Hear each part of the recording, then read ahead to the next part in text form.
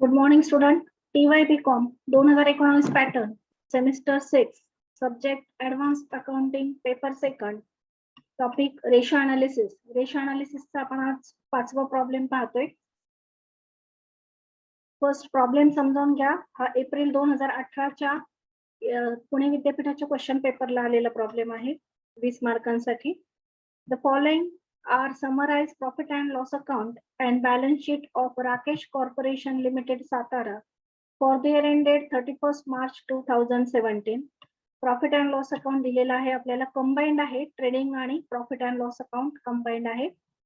त्यानंतर balance sheet दिलेला आहे. बॅलन्स शीट नंतर रेशो सांगितलेले आहेत. यामध्ये एकूण 7 रेशो कॅल्क्युलेट करायला सांगितलेले आहेत, परंतु आपण जेवढे सिलेबस मध्ये आहेत तेवढे कव्हर करण्याचा प्रयत्न करतोय. यामध्ये डिबेंचर्स दिलेले नाही, त्यामुळे डेट टू इक्विटी रेशो सोडून बाकीचे जे सर्व रेशो आहेत ते आपण यामध्ये कव्हर करणार आहोत. मग 1 बाय 1 रेशो घेऊयात. First gross profit ratio. Gross profit ratio साठी फॉर्म्युला घ्या. First calculation of gross profit ratio. Gross profit ratio is equal to gross profit upon sales into 100. सूत्रामध्ये किमती टाका.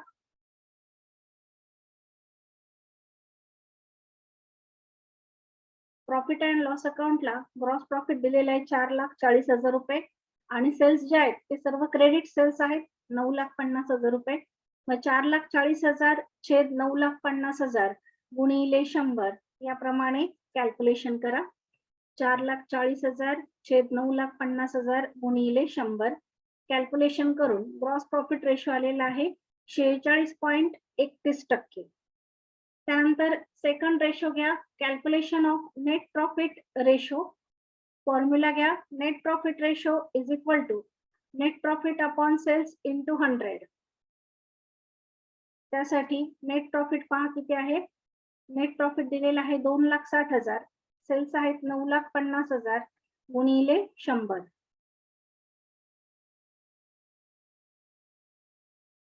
सूत्रात किमती टाका आणि कॅल्क्युलेशन करा. 2,60,000 छेद 9,50,000 गुणिले 100 कॅल्क्युलेशन करून नेट प्रॉफिट रेशो आलेला आहे 27.36%. त्यानंतर घ्या ऑपरेटिंग रेशो. तिसरं calculation of operating ratio. Operating ratio साठी फॉर्म्युला लिहा. Operating ratio is equal to cost of goods sold plus operating expenses upon sales into 100. Cost of goods सोल्डचा formula आहे sales वजा ग्रॉस प्रॉफिट. मग sales आहेत 9,50,000 आणि gross profit दिलेला आहे 4,40,000. मग 9,50,000तून 4,40,000 वजा करा. कॉस्ट ऑफ गुड्स सोल्ड आलेला आहे 5,10,000. त्यानंतर ऑपरेटिंग एक्सपेन्सेस या प्रॉब्लेम मध्ये डायरेक्ट दिलेले आहेत. इथे बघा ऑपरेटिंग एक्सपेन्सेस आहेत 2 लाख रुपये, त्यामुळे ते आपण डायरेक्ट घेऊया. ऑपरेटिंग एक्सपेन्सेस बरोबर 2 लाख. सूत्रामध्ये किमती टाका. ऑपरेटिंग रेशो बरोबर 5,10,000 प्लस 2 लाख छेद सेल्स 9,50,000 गुणिले 100. कॅल्क्युलेशन करून 5,10,000 आणि 2 लाखाची बेरीज 7,10,000 छेद 9,50,000 गुणिले 100. उत्तर आलेलं आहे 74.74%.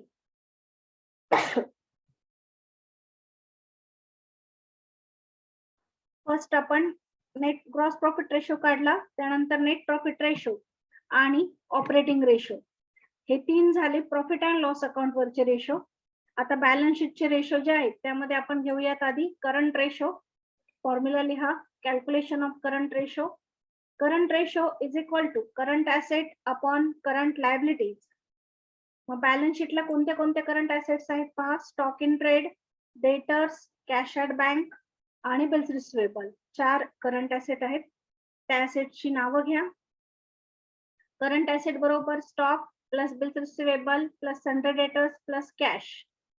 आता किमती घ्या. करंट ऍसेट बरोबर मग करंट ऍसेटच्या किमती 1,50,000, 45,000, 60,000 कॅश आहे आणि बिल्स रिसिवेबल 1,05,000.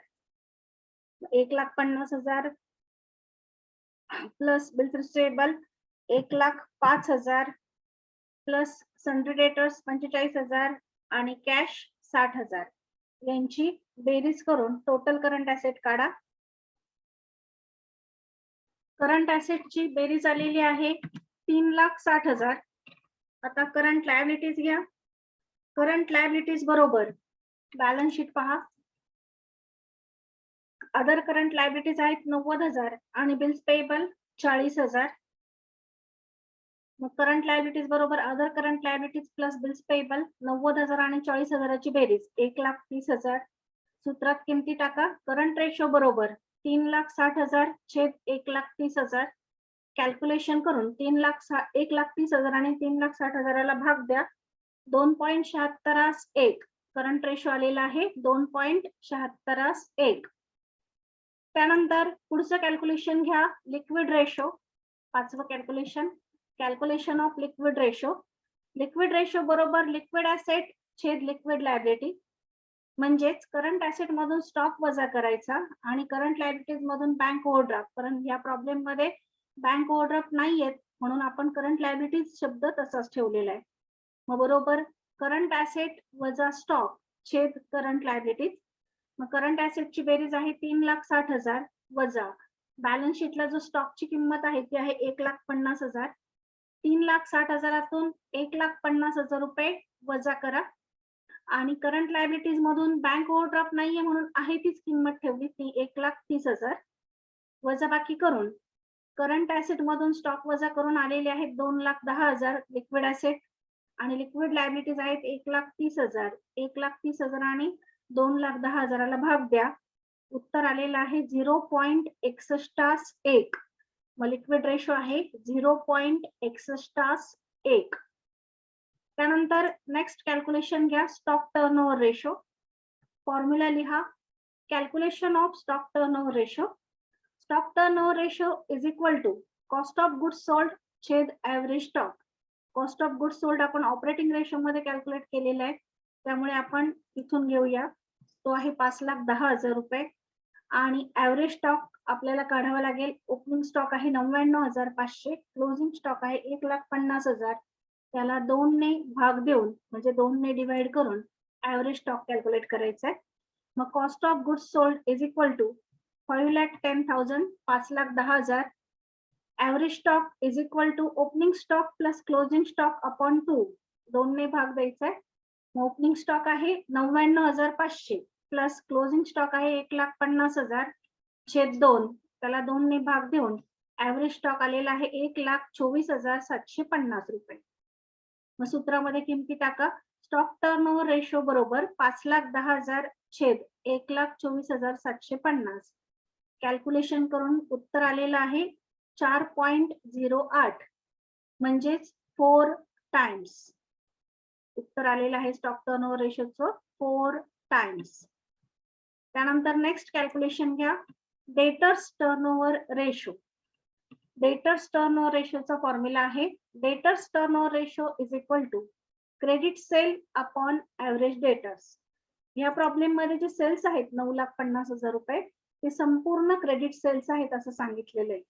आणि ऍव्हरेज डेटर्स आपण कसे काढणार तर ओपनिंग बॅलन्स क्लोजिंग बॅलन्स जर दिलेला असेल डेटर्सचा तर त्याला 2 ने भाग देऊन ऍव्हरेज डेटर्स काढणार आणि नसेल तर डेटर्स आणि बिल्स रिसिवेबलची बेरीज करणार. मग डेटर्स आहेत 45,000 बिल्स रिसिवेबल आहे 1,05,000 त्यांची बेरीज करून ऍव्हरेज डेटर्स काढणार. मग डेटर्स टर्नओव्हर रेशोसाठी फॉर्म्युला लिहा. डेटर्स टर्नओव्हर रेशो बरोबर क्रेडिट सेल्स छेद ऍव्हरेज डेटर्स. क्रेडिट सेल्स आपल्याला दिलेले आहेत 9,50,000 रुपये. ऍव्हरेज डेटर्स कॅल्क्युलेट करा. ऍव्हरेज डेटर्स आलेले आहेत. डेटर्स आहेत 45,000 बिल्स रिसिवेबल आहे 1,05,000. दोन्हींची बेरीज करून 1,50,000. मग आता 9,50,000ला 1,50,000ने भाग द्या. कॅल्क्युलेशन करून उत्तर काढा.